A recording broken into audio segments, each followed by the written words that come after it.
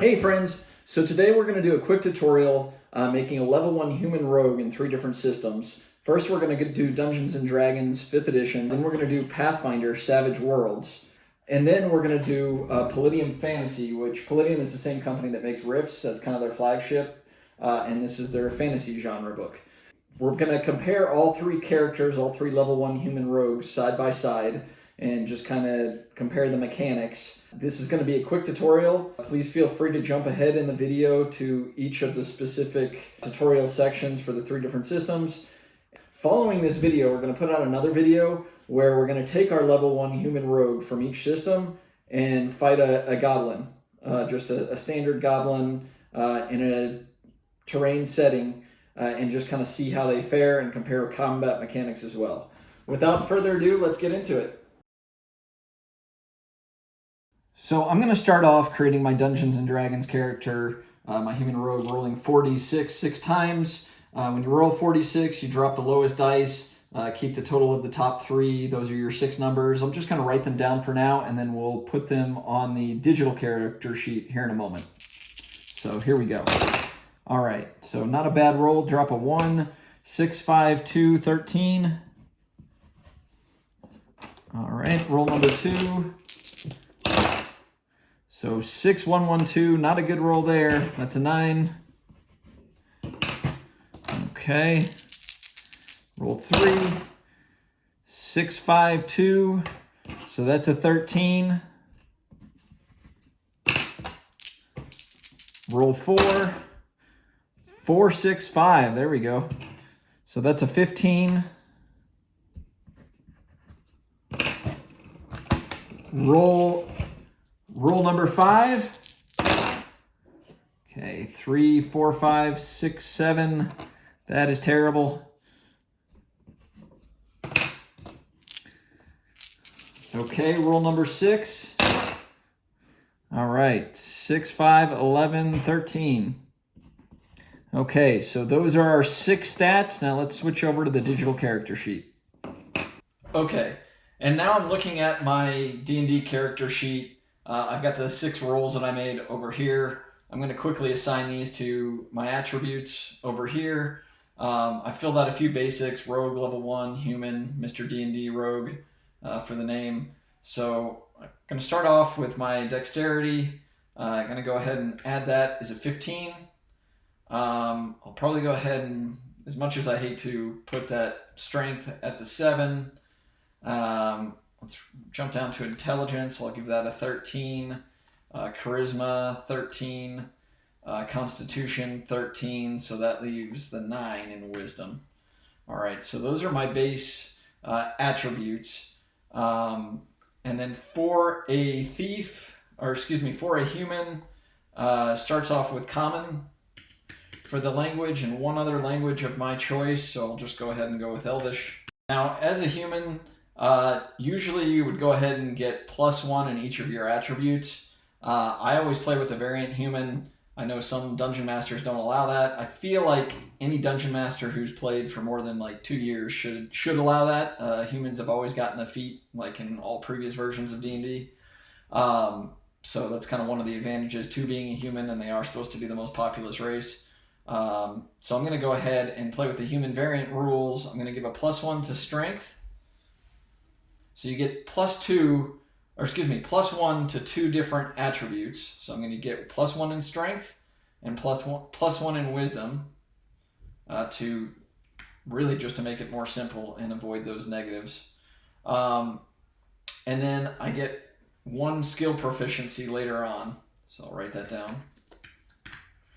And then 1 feat later on. Okay, so for my background, I'm going to choose the charlatan background on page 128 in the player's handbook. This is the quick build recommendation. With that, I start off with a proficiency in deception and sleight of hand, as well as proficiencies using disguise kit and forgery kit. I'm going to run through the rolls there and just kind of fill the sheet out with what I roll, and we'll take it from there. So I rolled through my background just to kind of run through it. Charlatan, page 128. I rolled cheats at games of chance. For personality, I rolled lie even when no good. For ideal, I rolled independence, which also gives chaotic. For bond, I had a killed lover and out for vengeance. And for flaw, can't resist a pretty face. So with that, not too much from this background. I got the false identity and some items. Also, with the alignment, since I've got to take chaotic, I'm going to go ahead and take chaotic neutral. From here, we'll jump over to the rogue and add those items there. I went ahead, since there were no attribute increases, and ran through these. So as a rogue, I get 8 hit points plus my constitution modifier. So I'll start off with a max HP of 9. So then for my skills, I get to choose 4 from a list of roguelike skills. I'm not going to read through all of them. For sure, I'm going to take acrobatics. I will take persuasion, perception, and stealth. So that rounds out my 4. I still have 1 more skill proficiency, and I'll probably go ahead and take survival. So from there, I already filled out some of the other rogue elements. I get light armor, simple weapons, crossbow, rapier, short and long swords, thieves' tools. I'll go ahead and take the standard equipment. I'll fill that out in a moment. Basically, I'll get a rapier, a short sword, a burglar's pack, as well as leather armor and 2 daggers, plus thieves' tools. Also for features as a level 1 thief, I get to start off with expertise in 2 of my skills. So we'll go ahead and do stealth and sleight of hand. And then also get the sneak attack ability. And more details on that can be found on page 96 of the Player's Handbook. Essentially, once per turn, I can deal an extra 1d6 damage if I have an advantage on attack roll. And then there is Thieves' Cant, which is kind of a secret language amongst thieves.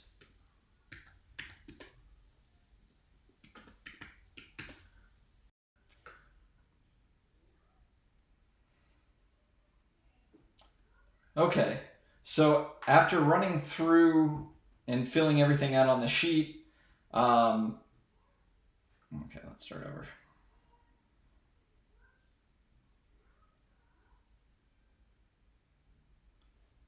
Okay, so after filling the remaining items and stats out on the sheet, I've added my weapons here. So one thing that I did do is with my feet, I went ahead and took dual wielder, and you'll see why later. I'm going to do that with all 3 of the characters across different systems, so we can kind of see the difference as to how that works.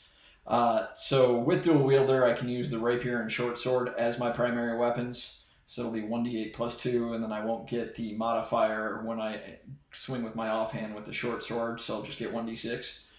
And then I've also got the dagger just for throwing. Also filled out passive perception, and then ran through armor class with the dual wielder feat. It's on page 165. In addition to being able to handle a non-light weapon, I also get a +1 to the armor class when dual wielding. So this will bring my armor class up to 14. And then filled out all of these stats as well. So in a nutshell, this is the standard Mr. D&D Rogue for Dungeons & Dragons 5e. I know I ran through this one pretty quick. I figured this would be what most people are familiar with and kind of the starting basis for comparison. If anybody's got any questions or wants me to go through how I got to a certain ability score or something like that, please let me know, and I can do a more in-depth video or get back to you with any questions. Also, I will make sure and put a link to this character sheet in the description section below. as well as the other two, just for your comparison. So now we're going to make a rogue in Savage Worlds Pathfinder. For those of you not familiar with this system, it may take a little bit of getting used to at first. It is a pretty awesome system, but it is vastly different from a D20 system. Basically, you have 5 attributes and multiple skills. Within the attributes and skills, you have dice. So with attributes, you have D4s starting off and everything, and you kind of make your character from there. We'll get into that in a second. But if you have, for example, for a rogue, agility at a D10 as opposed to a D4, when you make an agility saving throw, you would roll a D10 along with a D6 wild dice instead of a D4 along with a D6 wild dice. So the higher the dice type, the better the attribute, and as you advance attributes and skills, you basically level up in terms of the dice that you get to roll. In making a character, you start off with an ancestry. In this case, we've chose human. So humans get an extra +1 dice type in an attribute, and then also a free edge, which is similar to a feat maybe in D&D. In addition, you can take up to 4 points worth of hindrances to earn 2 additional edges, or you can take for 1 hindrance point, you can also add a skill point or gold. Generally speaking, I try and get those 4 hindrance points and take 2 edges. You can also take 1 attribute raise and an edge. It really just kind of depends on you, also what your GM will allow. In terms of attributes, when creating a character, you start off with D4s in all, and then you have 5 points to distribute among them. So each step costs 1 point, and attributes can't go above a D12 on character creation, except for certain classes. But with a human, we basically get 5 points, and then we'll get a 6th just for being a human. Just to kind of look over on the right how this is laid out, we've got our different attributes by dice type, so 4, 6, 8, 10, 12, and then you would always get to roll a D6 wild die as well. So let's go ahead and start off doing that for our rogue. So back on the character sheet, again, as a human, we're going to get 6 advances in attributes. So I'm going to start off as a rogue with agility and go ahead and bump this up 2. So now I have 4 more. I also, just due to an edge I want to choose, I want a D8 in smarts as well. So I'm going to go ahead and choose 2 more. Now I've only got 2. So in this case, I'm going to take spirit and vigor with the hopes that as a rogue, I don't really have to rely on my strength. Next, we're going to look at skills. So with skills, in the new Savage Worlds Adventurers Edition, you get a free D4 in Athletics, Common Knowledge, Notice, Persuasion, and Stealth. In previous versions of Savage Worlds, you had to pay for those, but you also started off with more skill points. Now you get 12 skill points in addition to those starting skills. And with those, it only costs 1 skill point for each skill that's a subcategory of an attribute that you have the same dice type in. So for example, I have a D8, as we saw, in agility. So any agility-based skill to go from D4 up to D8 is only going to cost me 2 points. If I want to take that same skill and bring it up to D10, beyond my D8 in that attribute, it's going to cost me 2 instead of 1. So for clarification, let's say something like archery, which is going to be agility based. To go from 0 up to D8, so archery is not one of the free skills, I would have to use 1 point to go to D4, 2 points to go to D6, 3 points to go to D8, which is my agility, so that's 3 of my 12 skill points right there. And then if I wanted to go D10 and kind of min-max maybe, it's going to cost me 2 to go up above my agility dice. So in that case, to get a D10 in archery, it would cost me 5 skill points, and I only have 12 to start with. So let's take a look and decide what we want to do, and then we can, decide if we're willing to pay any extra points for certain skills. So I took a couple of minutes and went through the player's handbook and grabbed the skills that I wanted, just to kind of show the example that I used before. Since I have a D8 in agility, I'm going to go with fighting here. I can go up to D8 in fighting by only using 3 skill points. But then to go ahead and take a D10, it costs me 2 additional skill points, so that's 5 of my 12. Next, I'll use my 6th on survival, my 7th on thievery, my 8th on shooting, which in the example before I kept saying archery, it's all one category. My 9th on occult, knowledge. And then for 10th, I will go up to in stealth. And 11th, I will go up in notice. And perhaps up in smarts for my final skill point. Next, we're going to take a look at our derived statistics. The first one is pace. Most ancestries, such as humans, start off with a 6 in pace. This is basically the number of squares that you move on the grid. So similar to D&D, this is basically 30 feet.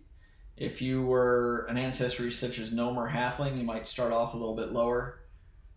Hindrances and edges can also take away from this or add to it. The next derived statistic is parry. Parry is half your fighting plus 2. So in our case, we take D10, divide by 2, D5, add 2 is 7. Parry is a number that's required in order to hit your character in a melee attack. For toughness, we calculate that as half our vigor plus 2. So in our case, that 6 divided by 2 is 3, plus 2 is 5.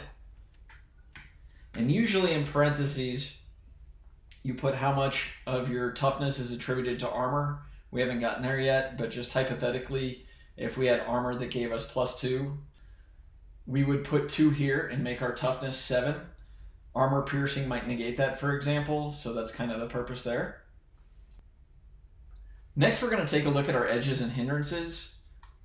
The first obvious one is rogue, which is a background edge, and since that's the class that we're taking, this actually is a path as well as an edge. In order to become a rogue in other classes within Savage Worlds Pathfinder, you actually do have to have the minimum prerequisites. In this case, they are agility D6, we've got a D8, and then you need a D6 in the skills of stealth and notice, which we have. So rogue is the edge. The initial, I guess, thing that influences is you get an extra D6 of damage when you have drop. So in addition, as a human, we get a free edge. I'm going to go ahead and take two-handed fighting. And these can all be found in the player's handbook. Full list of edges, different types. Some of them are combat related, some of them are background edges, which kind of have to be taken at character creation, usually, unless you've got good reason to do otherwise. Next, I'm going to build up 4 hindrance points in order to get 2 additional edges. Usually you would take 1 additional edge and maybe increase an attribute. Just for the purposes of this video, I'm going to go ahead and do 2. So for my hindrances, I am going to take bad luck as a major hindrance.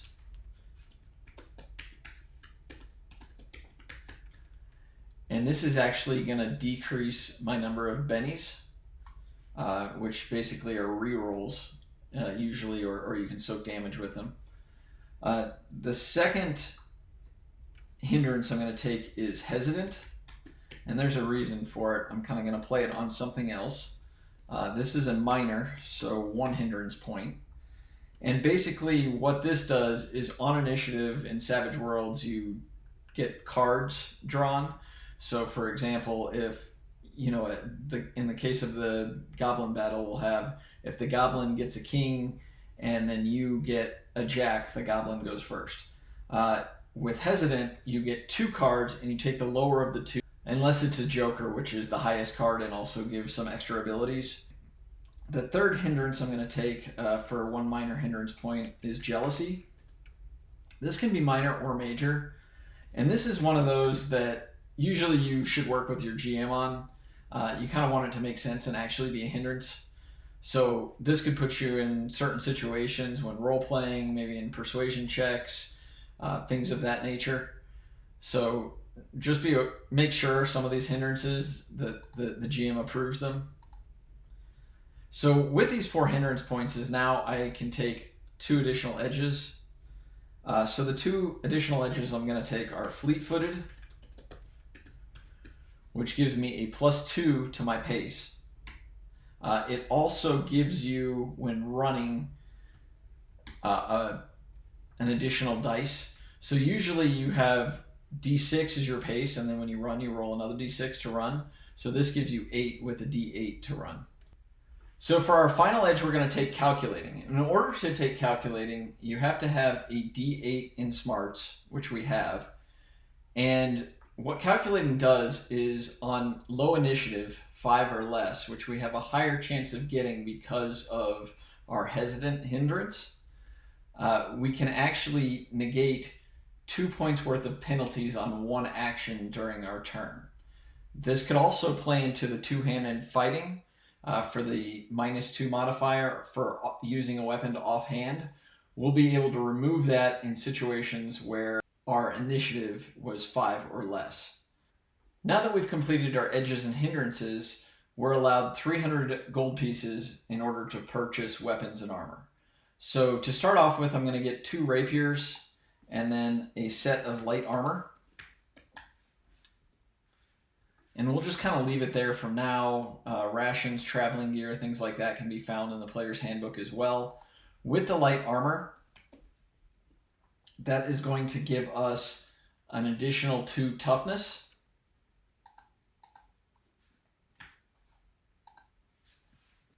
And then with our 2 rapiers, we'll get an additional +2 to parry.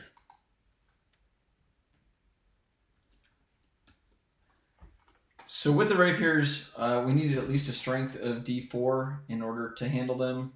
There weren't too many weapons we could handle, but this works well with our 2-weapon fighting. So on an attack, we'll roll essentially 2d4 when we do damage for each rapier. And this can be increased over time if we improve our strength. I believe there's several other edges as well that you could use agility in place of strength in the future. So this concludes our Savage Worlds Human Rogue level 1. The link to this will be down in the description. And now we're going to move on to Palladium Fantasy level 1 Human Rogue. So for our last character, we're going to build a rogue or thief in Palladium Fantasy. This system is quite different from some of the others, although you do roll 3d6 for your attributes, similar to D&D. I will say though, like Savage Worlds, one good thing about it is it has kind of an easy learning curve. This game is awesome. It comes from the same creator as Rifts and Heroes Unlimited and Teenage Mutant Ninja Turtles. It does have a very high learning curve though. Okay, so for each of these, I'll go through them and label them. Now, one thing about this system is you roll 3d6 and take the number. You can build upon it, but it's a little bit unforgiving in character creation.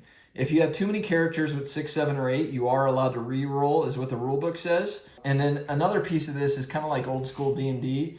You actually need requirements to go with certain classes. So in this case, the only requirement for a thief is you have to have a physical prowess of at least 9.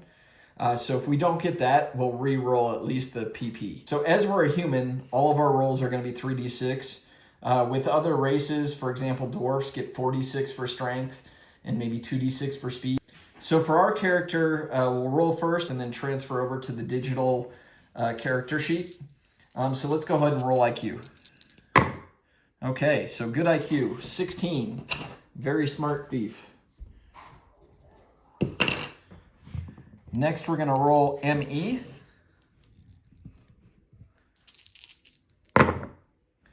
Okay, so that's a 9. So ME is mental endurance. Measures the amount of mental and emotional stress the character can withstand. So the next is MA, which is mental affinity. So this shows the character's personal charm or charisma, natural leaders, etc. So let's roll MA. So at 9 on MA. So next, physical strength. 9 on physical strength.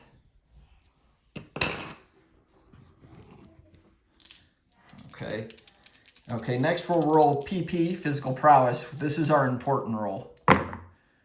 Okay, so 13. Good there. Next, we're going to roll PE, physical endurance. And that's off the board, I think. There we go. So that is going to be a 12. And then finally, PB, physical beauty. Okay, 10. So he's perfectly average looking. The final attribute is speed. So he is quick, 15 speed. Again, 10 is average. So now we can take skill packages that will increase some of these stats. There are a few that are hard to increase, but your physical stats are actually quite easy, picking different skills. So physical strength, physical prowess, speed. I think PB is one that is very hard to change. But we'll go ahead and move over to the digital sheet and kind of look at what's next. So this is the character sheet for our thief. As you can see, there's a lot going on here. I'm going to start off with hit points and then SDC, which is structural damage capacity. So this is a really cool system in principle. In practice, sometimes it doesn't always work out, but essentially hit points are kind of like your life points, and then SDC is what, generally speaking, needs to get worn down before you get into hit points. The example they give a lot of times is like a boxer or a wrestler. So SDC isn't like serious damage or injury, but you're kind of getting worn down before you get into that damage. It does take a pretty knowledgeable GM to kind of manage all this. Shout out to Sir Kyle McKay in the Philippines. Best GM I've ever had for Palladium. But you do have to be knowledgeable in the system to GM this game. So I'm going to run through this. Hit points is your PE, which is 12 plus 1d6. So I got a 3, so that's 15.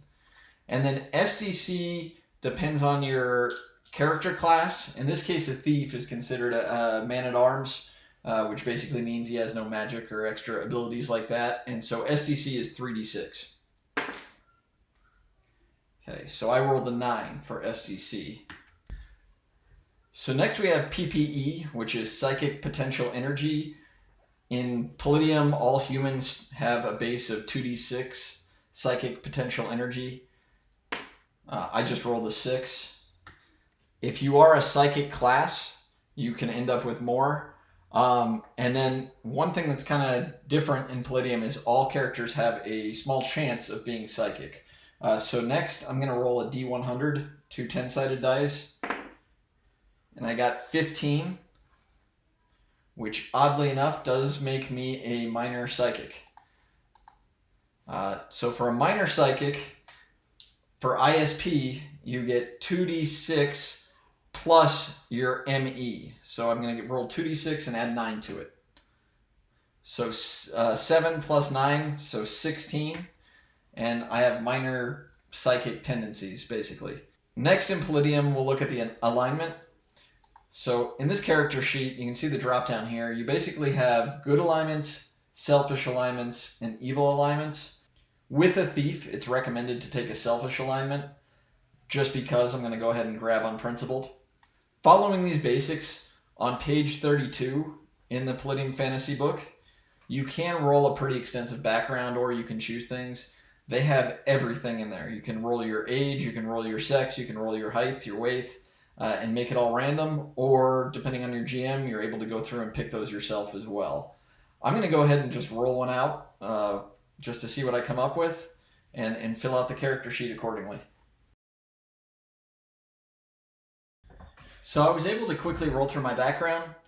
Family, origin, illegitimate, environment, city slum, disposition, lone wolf, age 19, sex male, average height, average weight. And then what kind of took a while was selecting skills, which is a huge part of Palladium. So looking in the player's handbook, if you go to the Thief occupational character class, you can see your list of skills. So these skills are on top of the base, which can be found in the skills section. And then you have a certain number of OCC related skills you can select, and then secondary skills. In doing so, this is what I came up with. And in Palladium, this is a percentage skill. So when you do a skill check, you roll a D100 and you're trying to get underneath this. If I'm trying to do something like calculate a trajectory, I would roll Math Advanced and have to get a 47 or less.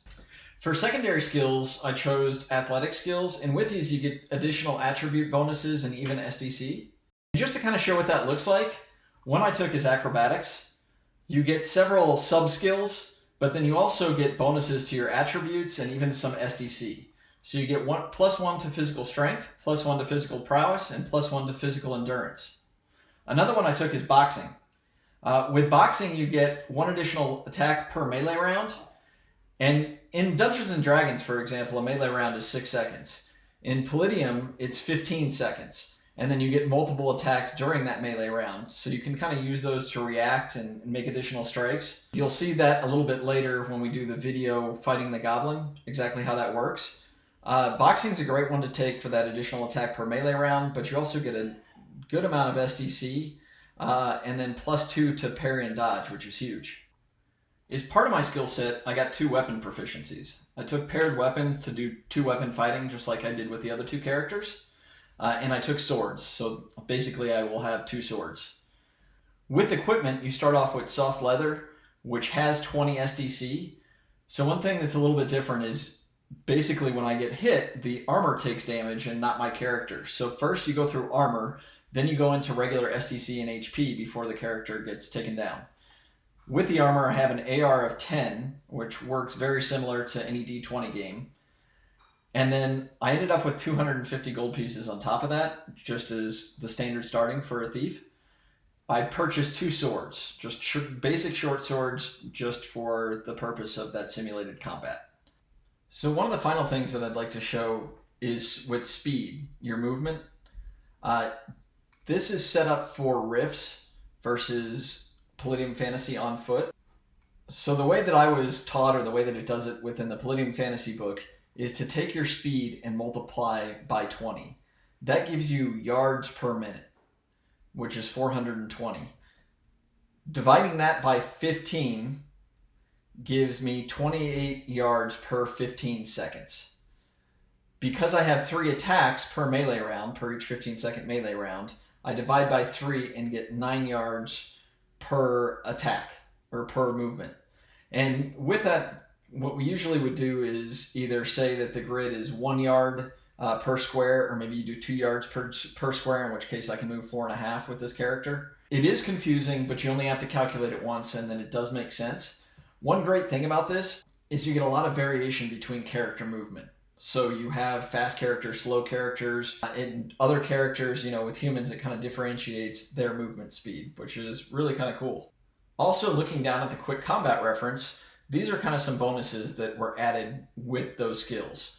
So you get hand-to-hand basic. I believe almost every character does. You can trade in extra skills to get advanced, expert, and there is even one called assassin. As you level up, you get additional bonuses to parry and dodge. And so when rolling a d20 for attacking, you're adding parry and dodge bonuses accordingly. So as with the other 2 characters, I will link this down in the description below. And then we will have 3 upcoming videos demonstrating the combat in each of the 3 systems. In all 3 systems, we'll be pulling a goblin from the bestiary and going against our created rogues. We'll see the difference between the combat mechanics and also the difficulty within the systems. Can't wait for you guys to join us. Thanks so much. Hope you enjoyed this tutorial.